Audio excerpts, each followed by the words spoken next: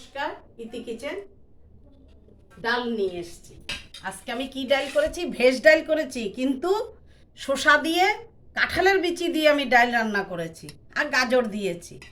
ডালটা মুগ ডাল, হ্যাঁ, কি সুন্দর সোনামুখী মুগ ডাল, এত সুন্দর আর কি টেস্ট, মানে ডালের গন্ধতেই মানে যে মন ভরে যায়। তো সেইভাবে আমি রান্না করেছি। কচুর শাক করেছি, বাদাম দিয়ে কচুর শাক করেছি, আর পাঁপড় দিয়ে আলু দিয়ে তরকারি করেছি, পটল দিয়ে পাঁপড় দিয়ে পটল আলু তরকারি করেছি।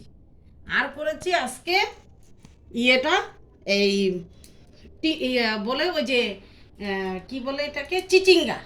আজকে আমি চিচিঙ্গা ভাজাটা আমি বেসন দিয়ে করেছি, এই যে বেসন দিয়ে বানিয়েছি। আর পটলের পুর করেছি, নারকেল দিয়ে পটলের পুর রান্না করেছি। আজকে ইতি কিচেনে এই রান্না হয়েছে। আর জিরা রাইস করেছি, কিন্তু জিরা রাইসের সাথে কি কি যে মানে মেনু, মানে কি কি যে টেস্ট লাগবে সেই টেস্ট অনুযায়ী আমি রান্না করেছি। তখন আমার একটু আলু ছিল, সেই আলু পেটিকা করেছি, মানে আলুর সিদ্ধ।